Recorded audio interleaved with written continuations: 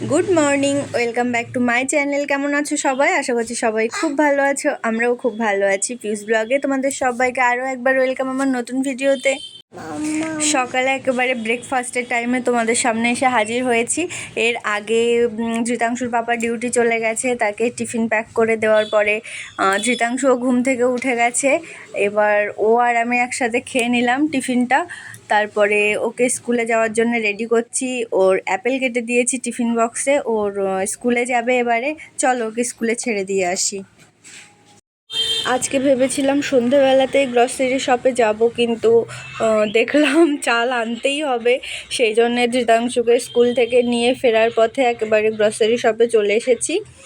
প্রথমেই যেটা বেশি দরকার চালটা নিয়ে নিলাম, তারপর টুকটাক কিছু জিনিসপত্রের দরকার ছিল, মশলাপাতি যেগুলো রিসেন্টলি শেষ হয়ে যাওয়ার সম্ভাবনা আছে সেগুলো একটু নিয়ে নিলাম, কিছু কুকিজ নিয়ে নিলাম।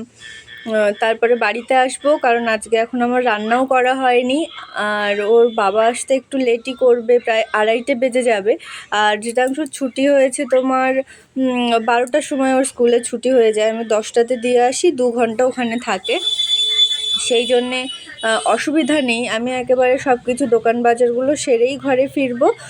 ফিরে তারপরে ডিম নিয়ে আসবো, একেবারে আসার সময় ডিমের ঝোল করব, হয়ে যাবে।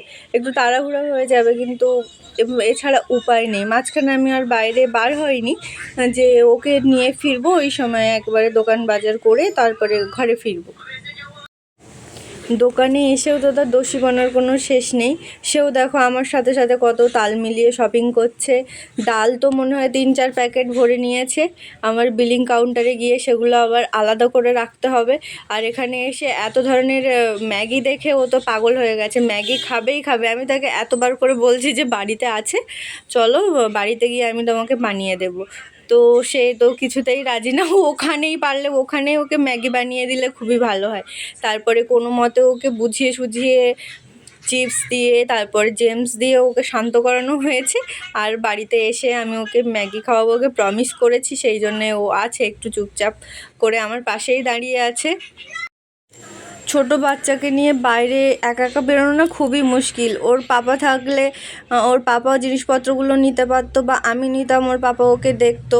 কিন্তু আজকে তো আমাকে একাই আসতে হয়েছে, যে কারণে ওকেও দেখতে হচ্ছে, প্লাস শপিংটাও করতে হচ্ছে।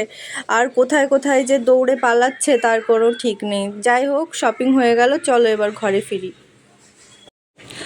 যেমন কথা তেমন কাজ। ঘরে এসে প্রথমে আমি ওকে ম্যাগি বানিয়ে দিয়েছি, কারণ স্কুলে যাওয়ার সময় ওর ভীষণই মন খারাপ করে, ও কিছুই খেতে চায় না।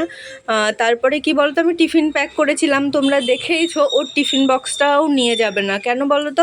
স্কুলে না ম্যাডামরা আর কি বাচ্চারা এই জলের বোতল টোতল ফেলে দেয়, তো জল পড়ে জায়গাটা ভিজে যায়, সেই কারণে ওদের ব্যাগটাও এক জায়গায় রাখতে হয়, জলের বোতলটাও এক জায়গাতে রাখতে হয়। কিন্তু ইনি তো এক্সক্লুসিভ মানুষ, ইনি এনার জলের বোতলেও কাউকে হাত দিতে দেবে না, এনার টিফিন বক্সেও কাউকে হাত দিতে দেবে না।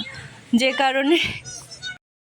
কারণে শুধু ও জলের বোতলটাই নিয়ে যায়, আর কিছুই নিয়ে যায় না। আর দুপুরে এরকম রান্না করেছিলাম ডিমের ঝোল। আজকে আর বেশি কিছু শেয়ার করতে পারলাম না তোমাদের সাথে। আজকের ভিডিওটা এই পর্যন্তই থাকলো, ভালো থেকো সবাই।